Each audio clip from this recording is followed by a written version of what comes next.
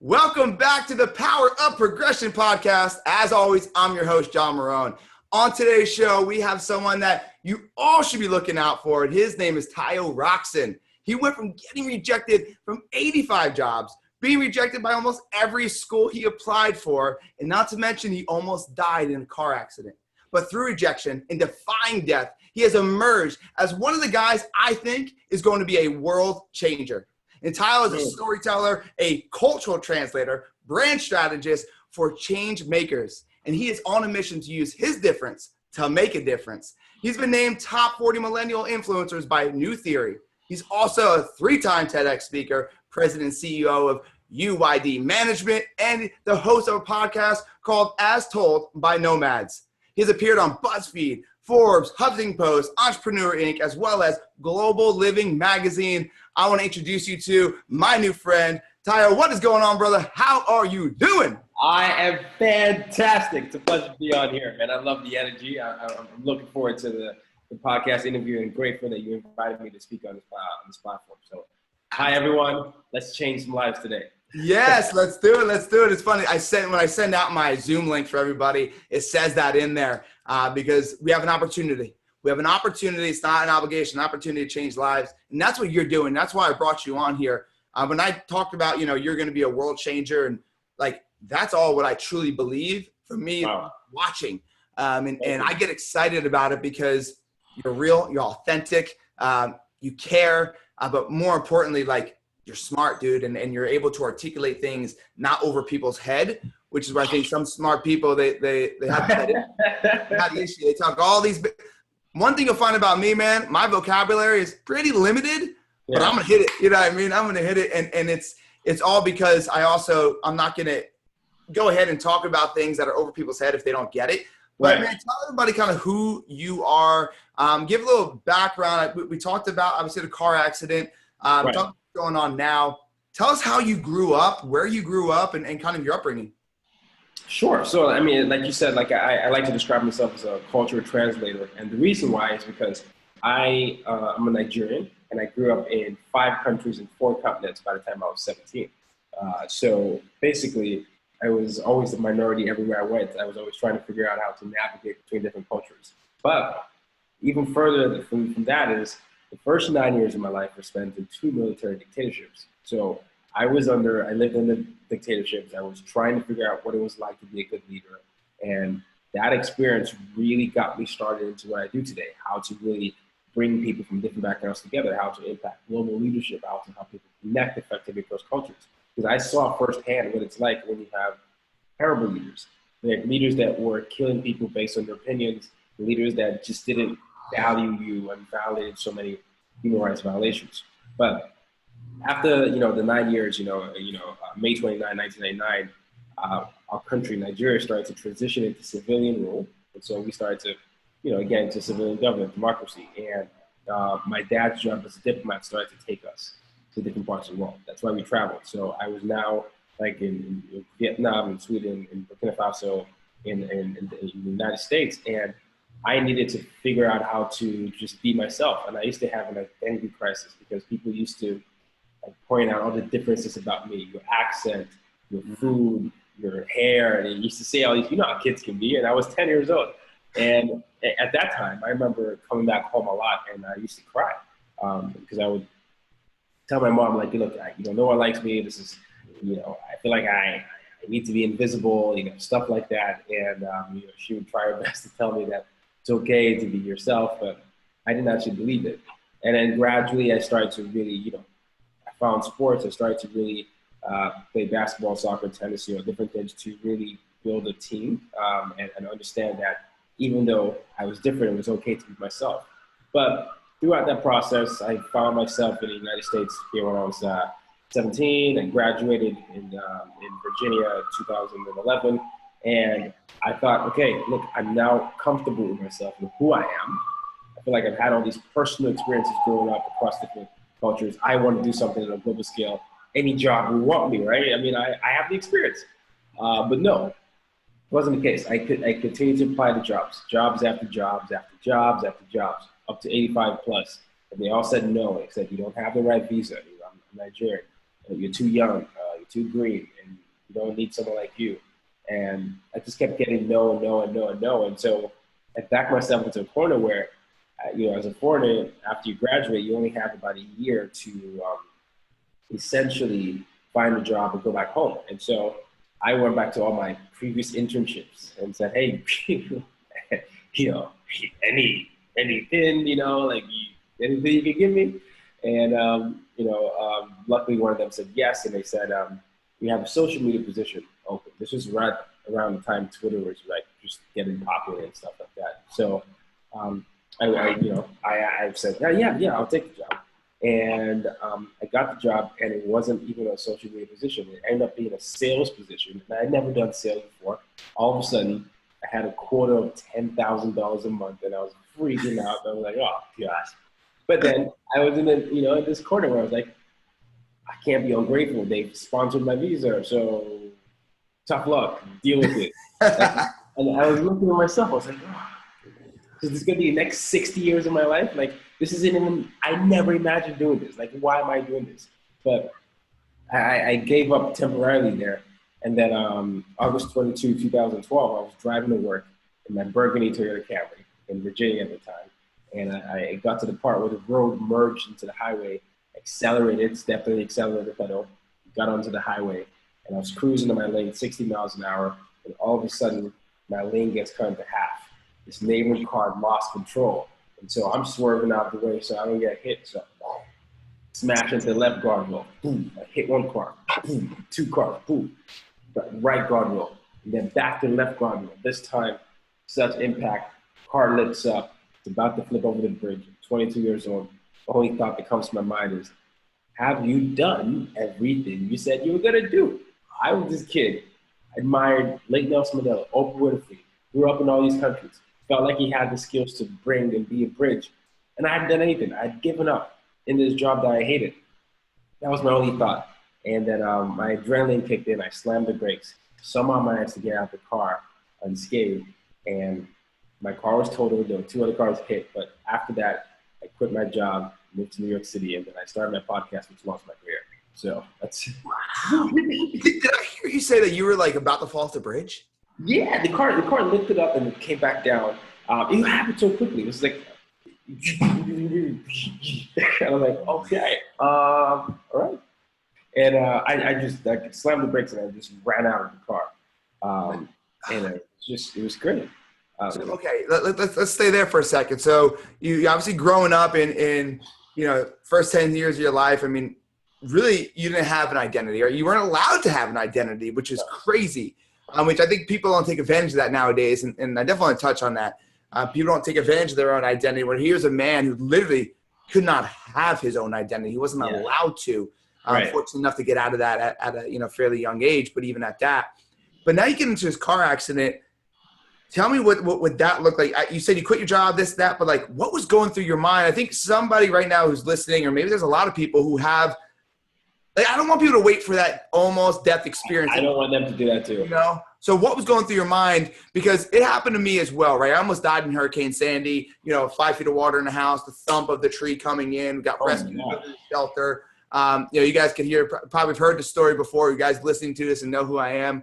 And it was intense, I mean, it felt like in that moment, and that's why I connect with you, brother, because in that moment I said a word I've never said before, impact.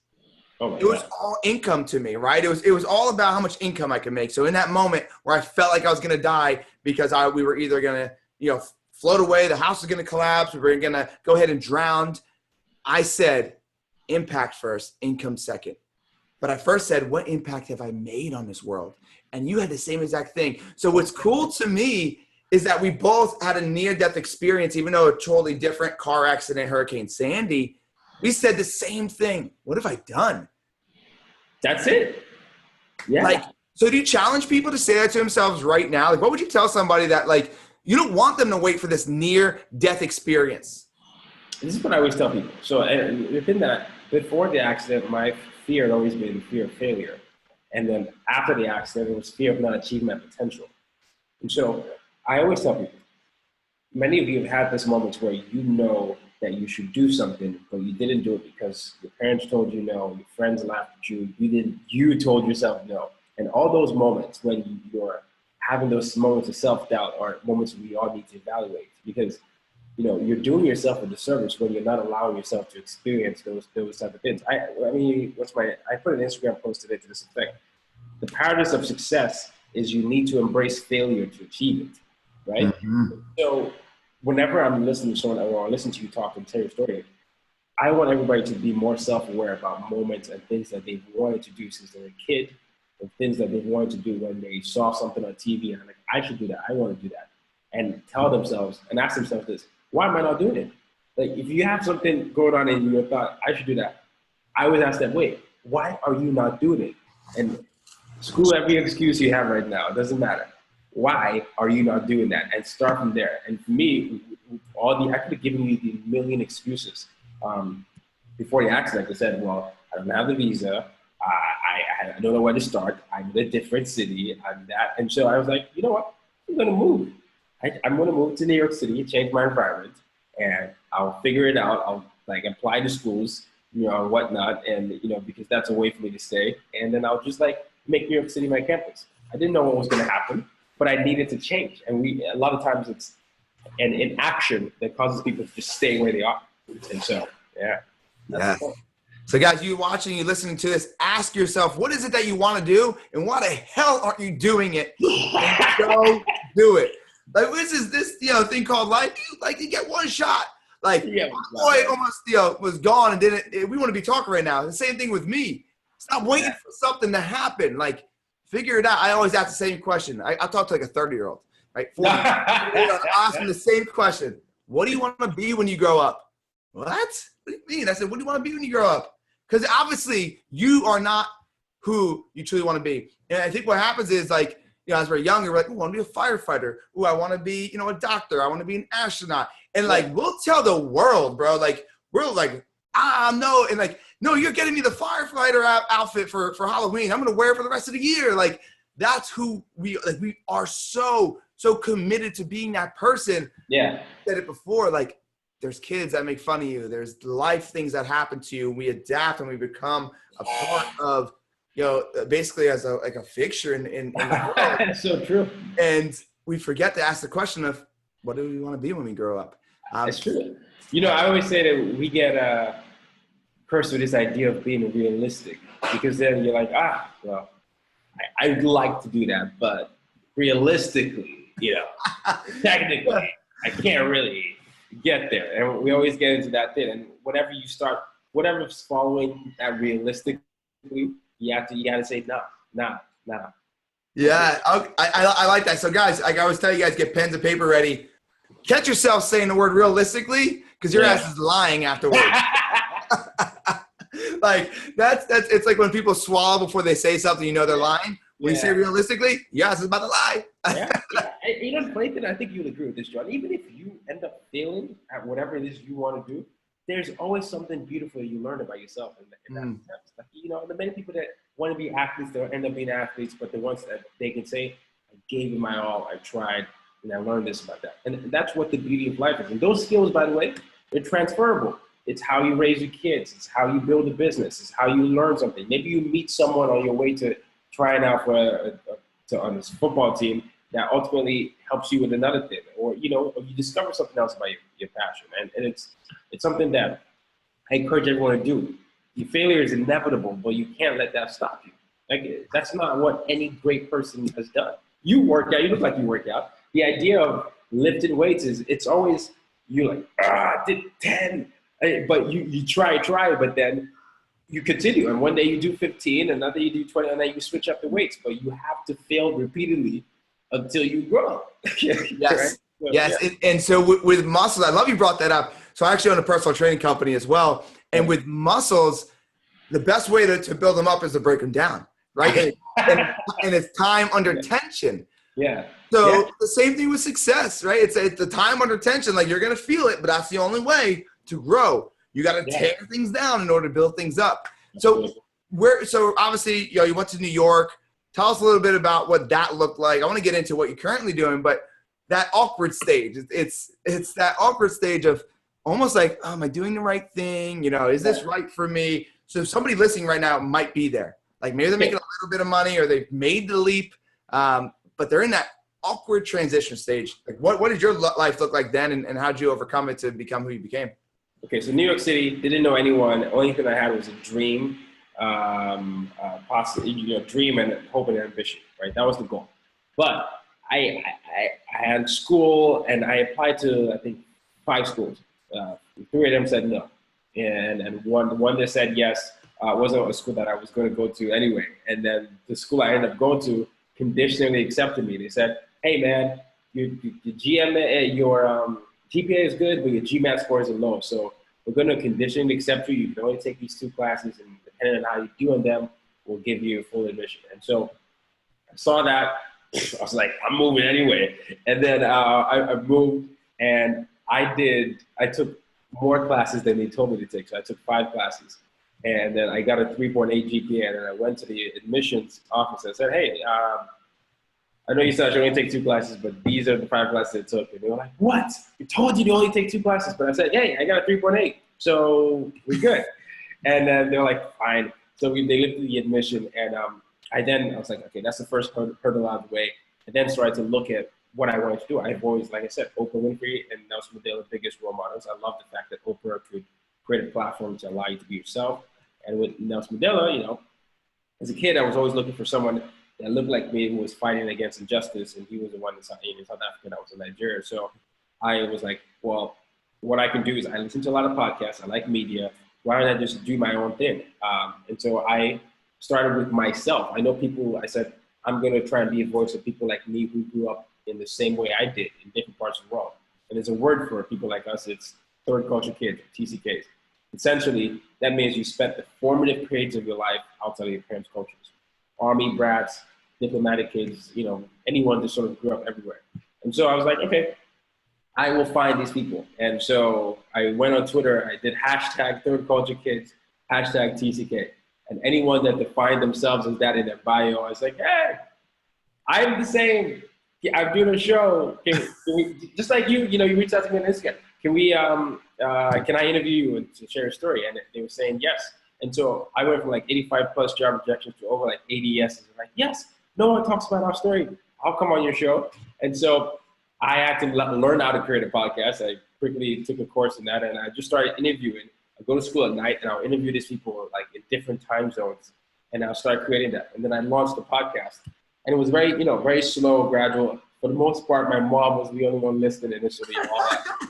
And but the consistency though, because allowed me to find my voice. Like those episodes were not like the best, but it created a sense of community where people were like, you care about me, you're being a voice, you're being consistent, so I'm going to refer other people to you. And then I refer other people to you, I'm going to share with my audience. And then gradually I started to build a following, and people started to say, hey, we really like this, can you talk more about this? And you got to listen at this point. When people are telling you, hey, can you talk more about this? It's like they inviting you into what their pain points are. And I was like, okay, I was taking notes, right? Okay, so how to find jobs is a different identity. How to have difficult conversations. I was like, okay, I'll read and study these things. So I started reading and studying these things. And then one day, one of my listeners said, she worked at the World Bank and said, hey, I've been listening to your show for a little bit. I have a bunch of people, diplomatic kids who grew up here. We usually have a speaker come talk to them about the experience. Could you come do that? It's not paid, but it's the World Bank. So I was like, yeah, I'm coming. So I found a way to go from New York to DC that weekend, and I did the speech. They liked it, and that gave me my first taste of speaking. I was like, podcast, speaking. So I started to say, okay, I started to define myself as a speaker as well. So I was like, okay, I'll find more organizations that are looking for similar things, and I was speaking. And then the more I started to speak, I was like, what if I did it in companies and in schools and turned into a consulting company? And the universe is so interesting because at that time, we had the shootings that were going all around in the U.S. Then you had the Brexit, then you had the elections, and then there was chaos. So people didn't know. People were in a state where I don't want to say my opinion, or everybody is different. Just people they were being extra sensitive. And Me Too last year, all these bunch of things, and I was like, at this point, people were like, I need someone to come talk about these type of things. And at this point, it was 2-3 years of me putting in this work, being broke sometimes. And they were like, why don't you talk to Tayo Rockson? Look at his podcast and look at all these things he's spoken at. Sorry. And I had the credibility. And all of a sudden, it just blew up. That's awesome. Sorry, I'm sick. But yeah. By the way, I did see the Instagram with you with the two little things up your nose. Yeah, but I think I might use that as like the signal wheel. Just have you instead of that, because you sent me a nice picture, by the way. You looking fresh as hell. But I think I'm gonna change it and do the one where you're sick and have the two pieces of paper up your nose. Yeah. Use it. Yeah, man. Oh, that was good. But yeah, no, honestly, that's why I love and I resonate with your story, because it's all about failing. Yeah. And you said something in the beginning of it I want everybody to hear. He started before he was ready. Like, you got the podcast, you're like, I have no clue what I'm doing. Like, I'm just going to go for it. And people are waiting for that perfect time, waiting for all these things to happen, which I got something to tell you guys. The longer you wait, right, the less like it's going to happen. But not only that, whatever you want to do, like if you have this podcast idea, guess what? That's not going to be the end thing. It's not. Like, you're going to go through all these things. I went through like 7 different things before I found like where I want to be really. But I thought, that's it. It's personal training. That's it. It's online coaching. It's this, it's that. And you come down to, if you don't start before you're ready, you're never, ever going to have what you truly want. It's easier to connect the dots looking backwards. But, you know, so when you look back and you start, that's how it is. Any entrepreneur, even if you look at Jeff Bezos right now, like with Amazon, I'm sure, I mean, he first started with a bookstore, now he owns pretty much everything. But, it's like, it's all these things. You got to, same thing with Facebook. All these, despite the problems of Facebook, where privacy issues, if Mark Zuckerberg didn't start that there's no saying what he could have done now. I mean, no one saw that before. And no one always sees that. And that's what we always let defeat us before we even get started. And it's funny, in my MBA program, I decided that I wasn't going to go on recruiting trips and I was going to take a gamble on my podcast. And I was dealing with pressures from family and pressures from school, because they're like, why are you doing this? Like, this is crazy, but it's a podcast. And, now that I go on reunion alumni trips, they're like, I thought you were crazy when you were doing this. But I got to tell you, I'm glad you stuck it out, because I'm in my job, we make this much money at $250K, whatever, but I hate it. I completely hate my job. And they're telling me that. And I'm like, I understand. I've been in the place where I hated my job. I was telling you earlier. And that's never fun, because you spend most of your life working or in school of some sort. Why would you put yourself through that and not do something that's uniquely you? So, yeah. It's funny. People say they hate their job.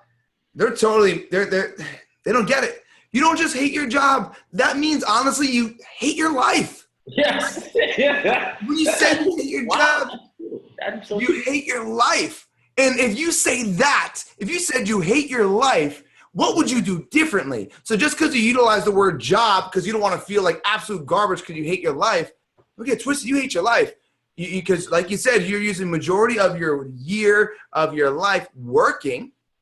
And then everybody has the Monday blues, and then the Tuesday, Wednesday. Oh, that stuff pisses me off. I'm sorry. I'm going to go to tangent. Every time I always see, like today's Friday, I always see a bunch of posts. And I don't mean to sound like, I'm not trying to be like Gary Vee or anything. No, go, bro. But it pisses me off. Like, what do you mean you're waiting until freaking the weekend? I'm like, what about today? Like, what's happening? Yeah. It's fun, the TGIF stuff, but guess what, brother? I used to be that guy. I used to be him, and I used to hate my job. And I sat back and thought about it. I hate my job. And I also hated my life, because that was my, basically the job was my life. I've had 2 days where I wasn't there. And not only that, man, the mental energy that we put into it after we leave is the big thing. It's the mental energy that we put into our job about how much we hate it after we leave. That's really affecting us. That's well said, man. Yeah, it's true, and I appreciate you being honest with it and talking about, you know, TGIF's fate. Cause I here, man, I want everybody to be vulnerable and be honest. And you know, you've been there, you know, you hated your job and it's actually your life. It's, and so how did you get your TED Talk? So you got 3 TED Talks. How did you get the first one, second one, third one? Let's go. So after I got fired the second time, I was still doing the podcasting and speaking here and there. I just asked myself a question. It was like, you going to try and get another job, or are you going to really just go all in? Like this time, you just, you know, because you've been still doing this, but, you know, you were a consultant here and doing that. You're just going to go all in on this idea you have. And so I said, let me try this all in thing. So I just, you know, I always have my website, but I continue to just craft it to my expertise, cultural competency, and help people connect across cultures. And packaged it, like, you know, I made like a 1-pager, or it basically said, and reached out to a bunch of people that I know were hiring for people that are looking for me. So HR, you have to find out who hires you. Like, so HR, CEOs. And I said, this is me, Tayo Rockson. I grew up this way. I've done this, I've accomplished this, and I have this audience. I would love to talk to your platform about how to do this. And this is why I feel like it's helpful. I did that to a bunch of people. And simultaneously, I knew that, you know, credibility matters. So I was looking at TEDx Talks. I've been applying to TEDx Talks for 2 years. And, you know, and they're all saying no, no, no, or no response.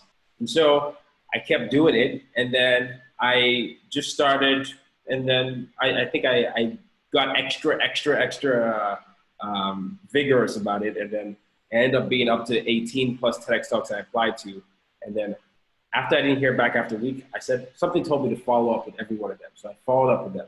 And one of them said, hey, sorry we didn't respond. We like what you said. It makes sense. You're in. And then the other person I followed up with said the same exact thing. I'm sorry, we're just a new startup, so we get busy. It was first time TEDx here. And I was now freaking out because I was like, I pitched them the same freaking talk, and I can't do the same talk in the same position. And they were like a month apart.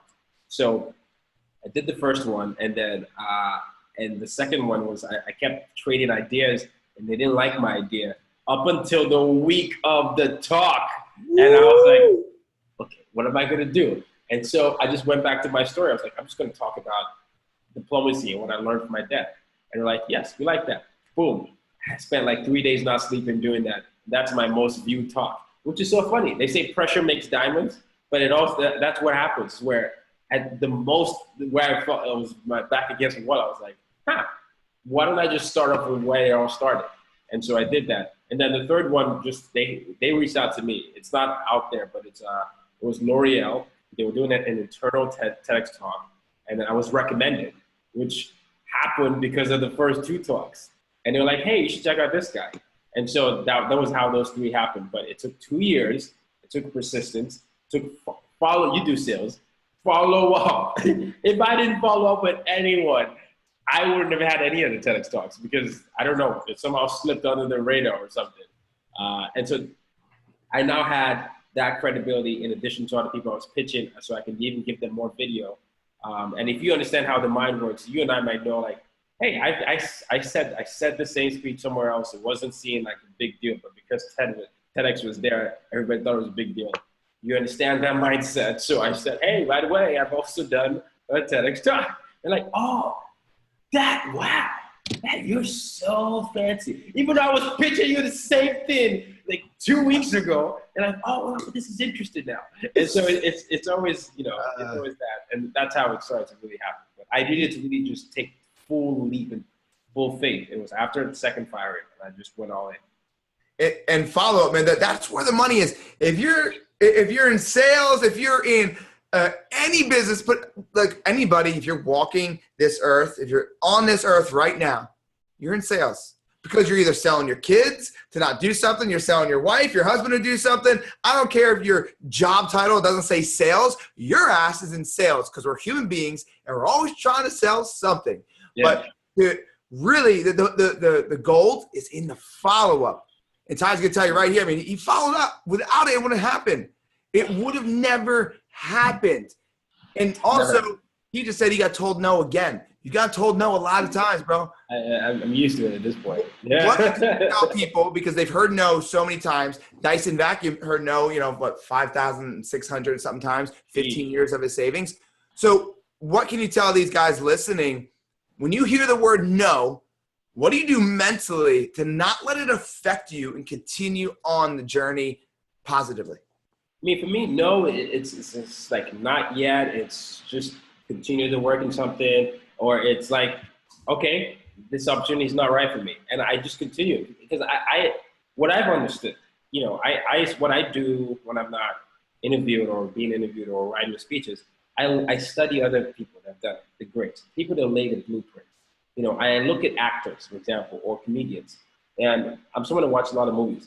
Many of these movies or actors or movie stars, a lot of times, their big break will come when they're in their late 20s, or if they're not like a child star at 35, and then they're like inseparable or whatever. They're like everywhere. But if you look at and listen to them, I went to 20,000 auditions. They all said no. The role just fell through. And that mindset is something that's consistent with Oprah Winfrey, or Bill Gates, or Steve Jobs that got fired from his own company, and Malala, and all these people. And I'm like, if they can't do that, who am I to be like allowing this to be a setback? Because a setback is actually a setup if you reframe it. Like Nelson Mandela, I'm 28. Nelson Mandela spent 27 years in jail. 27 years in jail. When he came out of jail, his thing was not to say, I'm getting all you people back. It was like, how can I better my country? And this was like, later part of his year. And that later part of his year is what most people remember. And it's perspective, right? Many people like to do the woe is me and look at my situation. And I'm like, there's always someone that has it worse. And I always look at that and I remind myself of that every time. And then it humbles me. And then I'm like, get back to work. Get back to work. All right. And that's what I just do. So, yeah. Yes. So I think the most important 4 hours of our day, man, are 2 when you wake up and 2 before you go to sleep. Okay. What does yours look like? The 2 when you wake up, what does it look like time-wise, activity-wise, and 2 before you go to sleep? Because you got a lot of stuff going on, watching your social media, and you're speaking here, speaking there, doing this, doing that, living and loving life, right? And people would use that as an excuse to just really let the day get away, I guess you could say. So what does your first 2 hours look like and your last 2? So my first 2 hours, I like consuming books. So I listen to a lot of audiobooks and podcasts, just so my mind frame. I also might spend time writing on things I like to do. One of the things I love to do is I write speeches that I know that I will give one day. It's a weird habit. And even if I haven't booked for it, I'm like, I know one day I'm going to be standing in front of this audience and giving that speech and I'm writing it. And so I just visualize, essentially, spend time doing that. And then the last 2 hours, I've been slacking up on this, but I like to reflect on the day, because one of my bad habits is I go quickly. I have such a and sometimes I don't take time to process.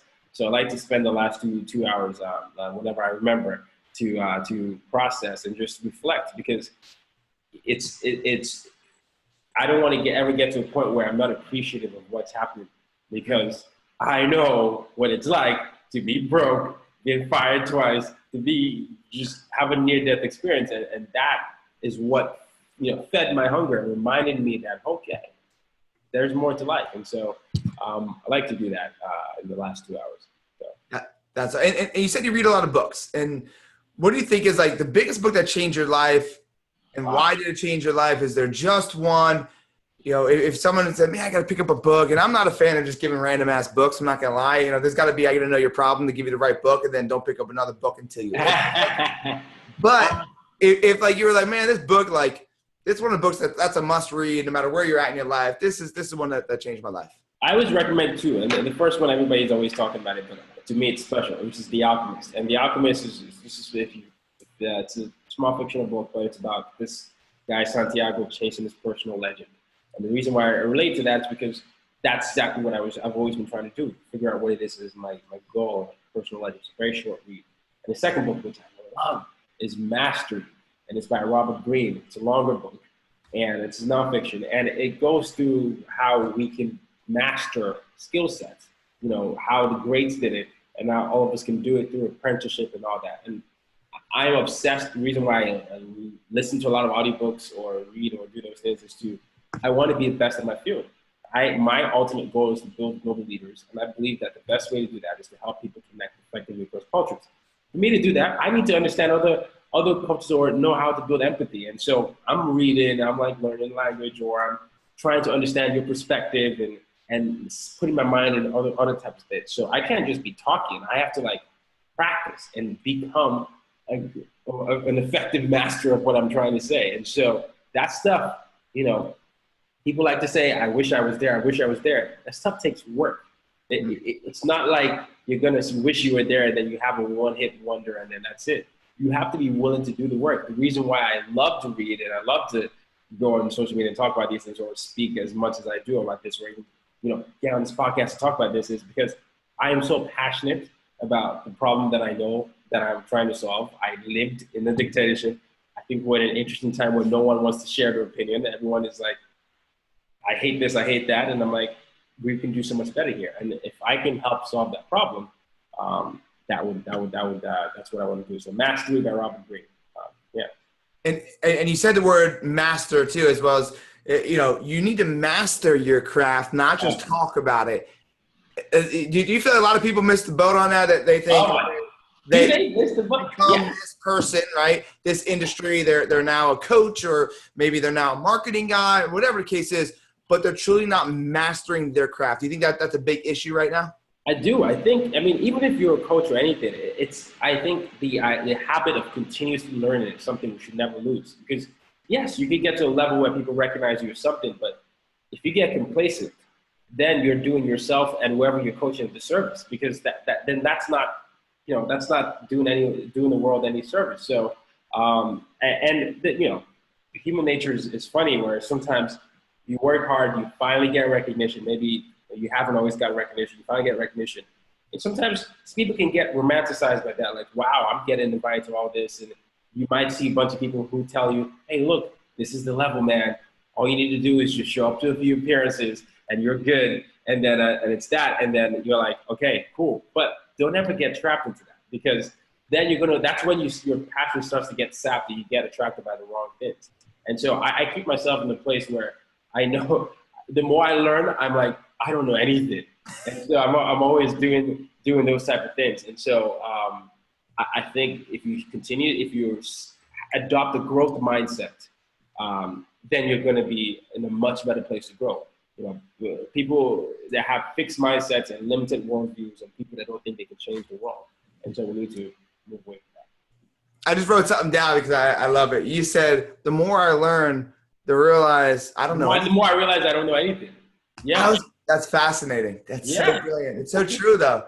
It is so true because we don't know what we don't know, and the more you learn, and the crazy thing, flip it, right? Like if you don't learn, you won't realize you don't know anything, which means you stunt your growth. That's an even better quote because if you don't learn, you don't realize you don't know anything, and that's what happens when people are like, why should I learn your way? My way is better than your way. I see this happen all the time in cultural topics where.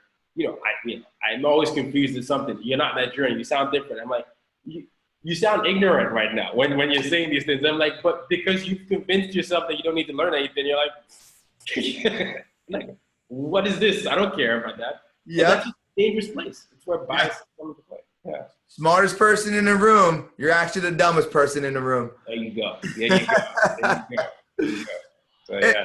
What do you think is like the number one habit? There's all these habits that creates us as our characters and really helps us with our success. And we got to stay disciplined on it for sure. But what do you think is the number one habit overall to be successful? If you had to pick one, if someone like came up to you, man, just tell me the one habit, and you had to narrow it down. Curiosity. I think if you continue to stay curious, you're going to grow because if you're curious, you're going to ask questions. When you ask questions, you're going to find out things that you don't know. It can be annoying to some people, but it will open your mind. And that's the thing. I think sometimes we dampen our curiosity and we miss out on so many opportunities. Like whenever, I'm in different situations, I'm like, oh, tell me why that's important to you, or why did you do it that way and not that way? And they'll tell me, well, actually, if you do it this way, this is what happens. And if you do it that way, you limit that fear. I'm like, oh, And so that habit just allows you to grow, and I think, and you brought it up earlier, kids, when you were younger, you were curious about the world, you're asking all the questions, you think you can do anything, and then you get older, and I said, you get cursed by this realistic, oh, no, don't do that. But if what we can learn from kids is like, if we feel like the world is our oyster and we can just continue and just ask all these questions, we will actually be in a much better position. Because no parents are telling us, stop. We're just like, oh, okay, that's how it is. And so we go. Curiosity. I love that one. That's awesome. It's one that not many people think about. Question everything, guys. Question everything. There you go. Yes. So at the end of your day, man, you go up to heaven and, you see the man, the woman, whoever you believe in is up there. They're going to say something to you. Yes. You want them, him or her, it to say to you when you finally at the end of your day. Well done, my son. Well done. It's just those two words. It's well done. And the mission I've chosen to go after it's something I'm going to be doing until my deathbed. This idea of cultural and fights and things has been happening since before I was born. There's always been something there, and I'm committed to it because I feel like that's what my purpose is. But I want God, he or she, to say like, did your best. I'm proud of you, and that's it. That was why I was freaked out after the accident. I was like literally gonna die empty. It was literally the answer to your question. I was like, I'm gonna go now, and I didn't do anything. That was what I was afraid of, and I was like, oh my gosh. So after that, I'm like, Nah. Well, I kind of understand why you care so much about this topic that you're so passionate about. But like, what gets you up early in the morning, makes you push through your sickness? Like, what is it? What is that deep why? Because some people care about it, but aren't at the level you're at, and maybe it's not even that. Maybe there's something deeper. Like, what would you say if you asked yourself 7 levels deep of why you do what you do, go the way you go, and push through all those damn no's that you push through? I get a lot of emails and comments on podcasts or Instagram DMs and stuff. And they're simple messages of people saying from age 13 to 20, 60 something or even older. And there was one, I'll just give you an example of one. This was right after the election. I was keynoting at a middle school conference, and one of the students, she looked me up before the event, and she's like, "Dear Mr. Rockson, you don't know me, but I'm going to be at the event that you're speaking at." And I'm like, I think she was 12 at the time, or 13. I'm a 13-year-old, and I'm a Latina. I look white, so I feel like I'm not who I am because everybody else doesn't identify with me. In my curriculum, there's no one I can look to as a hero that looks like me, and there's no one I can talk to in school because no one cares about social justice. But I look at what's going on in the world. It was just after the election. I look at the Plan de Castile. I'm worried about women's rights. I was part of the Women's March. And all I'm honestly filled with is just hopelessness. I feel like there's nothing I can do. There's no point. But then I came across your website. I started reading some of your blog posts, and I was filled with hope again. And I wanted to tell you, just like Nelson Mandela and Oprah Winfrey heroes, you were mine. And I was like, I was crying. I was crying, obviously. But then I was like, wow, she's just like I think she was a 7th grader at the time. And to me, that's stuff that keeps me, I get different variations of stuff like that. I'm like, I have an audience. People are watching. People are looking. And a simple action of me trying is enough to get someone else going. And if I can inspire that person to just do something, who's saying what he or she could do?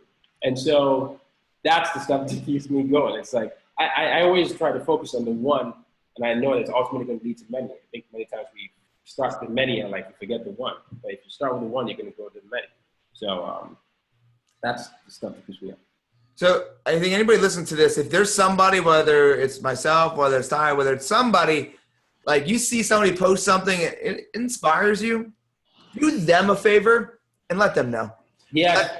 Let them know. The silent watchers really, they kill a lot of the positivity in this world. And it's because they don't want to be vulnerable, whatever the case may be. this person has put energy, time, and effort into making this post or putting all their energy into personal developing themselves so they can help everybody out there. So guys listening to this, what I want you to do is after you're all done with this podcast, go to somebody that has helped you and you haven't told yet and just shoot them a quick message. Say, hey man, like this video helped me change my life. That one word you said, that one thing you said, whatever it is, like don't be a silent watcher, because it is a deadly weapon to people trying to make a difference. That's true. And we appreciate those things, man. Like I agree with you. Like when we get those messages, it helps us keep going, because as successful people think we don't have doubt, but we get it. Over and over. Doing what we do doesn't matter. So when we have people tell us that it does, it gives us that extra energy and that extra boost, which, guys, when you tell somebody like us, hey, man, thank you so much. It's not prideful for us. It just knows that we're doing the right thing. And you telling us allows us to continue our message, which helps so many others. Yeah. So by you holding back, not saying anything, it's actually selfish in so many different ways. And I think just people need to stop being silent watchers. And say, it's funny because I've had people be like, I run into them in person and they tell me, I'm like, that's funny because I haven't seen you right on my Facebook. I haven't seen you DM me on Instagram. You know what? I haven't seen you put it on blast anywhere. So how would I know? Like give them shit about it. But for real, stop being a silent watcher, guys. I want to ask you 4 words. To say 4 words, and I want you to tell me what you think of when you hear those 4 words. Okay. Top of your head. Are you ready? Ready. All right. Success. Being able to do what I want to do when I want to do. Yeah. Failure. A natural ingredient to success. Natural ingredient. I like it. Okay. Fear. Wow. This is good. Fear leads you to your ultimate potential. Last but not least, hustle. Necessary with consistency in order for you to grow. I like it. Awesome, man. Awesome. Yes. I love the ingredient to success. Yeah. Oh, yeah. Ingredient. Because I talk about going through it, but like I've never used the word ingredient. And I just thought about. I mean, hopefully no one takes this when we talk about it. Because maybe copyrighted now. Yes. Yeah. Copyrighted right now. So we can like make that like almost like an ingredients box. I mean, how many calories and everything on like a food label or like a box of food, but the food is like success nuggets or something, and like success, and on back of it, the ingredients, one of them is failure, fear, consistency, boom, boom, boom, boom. Boom. All right, guys, if you steal that, just make sure you send it to me so I can steal it back from you. Just go do the work for us. At this point in time in the show, where if people haven't been, putting pen to paper, like I always ask them to, this is where they do it, because this whole show is based on being better today than they were yesterday.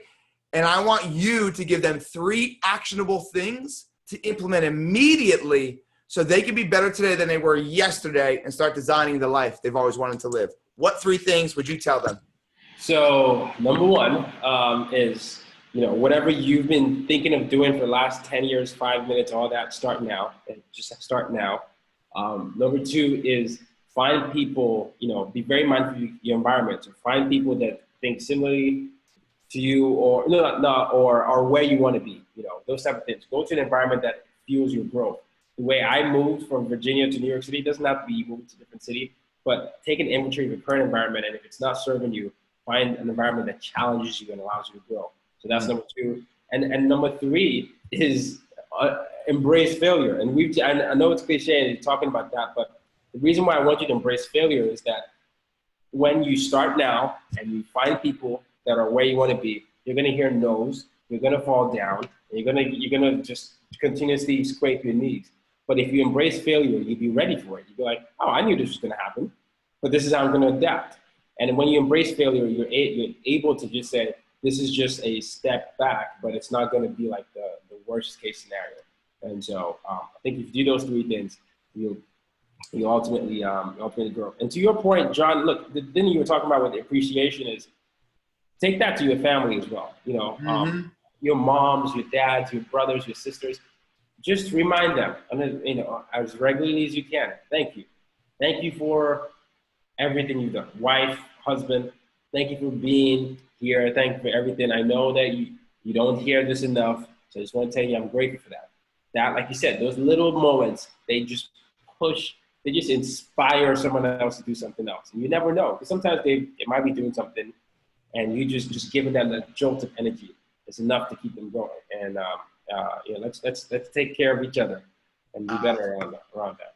I'm glad you brought that up and you brought that point up, and I'm gonna leave it there because you're absolutely correct. And find a way to make it consistent. Don't wait for a tragedy to happen to be grateful. Yeah. So, man, this is your floor. I want you to tell people where they can find you, because those bombs that you just dropped, they need to go follow you, digest all your content, and really be on the watch for you. So where can they find you? What do you have coming up? Go for it. So you can find me at Tayo Rockson, TayoRockson, anywhere, Instagram or Twitter or Facebook. That's my name. It's the only one there. And I'm at TayoRockson.com. That's my digital home. And the podcast is As Told by Nomads. Subscribe, leave a review, let me know what you think of it. I'll be happy to respond. But yeah, Tayo Rockson, search that on Instagram and then got me. And I will put it down in the notes as well. I probably butchered it, said Tayo. It's all good. I get it all the time. But you know what? Now it's time for somebody else to feel the pain. Everybody calls me Marrone, okay? Guys, I say it 3 times in my introduction. Yeah, there you go. Man, I appreciate you so much. I meant what I said when you're going to be a world changer for many, many, many reasons. And I'm excited to get to know you on a deeper level and truly engage in challenging each other's thinking. So guys, go follow this man, go digest his content, become a part of his community, watch him, investigate what he's doing, copy what he's doing, and do what he says to do, because at 28 years old, well wiser than his years. I can tell you that for sure. And I appreciate you jumping on here and taking the time out. Like I said, guys, go follow this man, and do me a huge favor. Subscribe, like, and review this podcast. But what I want you to do is I want you to review it about my man right here. It doesn't need to be about me. This podcast is about others helping others. I have my own episodes, but this one right now, write down something that he helped you with. Give him an aha, because once again, it goes back to helping people have that push. So if this podcast has helped you in any way, write a review. And also, don't be selfish. I always say it at the end of every show. Share this thing out. Share it out, because you don't know when somebody could use this. Or maybe you know somebody that could use this. Don't be selfish. Go ahead and share this bad boy out so others can get the value that you just got. You want to leave them with any last words? I mean, you hit the nail on the head. It's really pass it on, pass it forward. My mission statement is use your difference to make a difference. So I'll encourage you all to use your difference to make a difference. I love that. Use your difference to make a difference. Yes. So, guys, I hope you enjoyed this episode today. He absolutely crushed it. Go follow him. Follow me at Real John Marrone, johnmarrone.com. But make sure you go ahead and you take massive, aggressive, annoying action on something that he said today, whether it's the last 3 or anything. And hopefully we added tremendous value to you guys today. But until next Tuesday, make sure you guys keep creating the ultimate version of you. Have a good one, guys.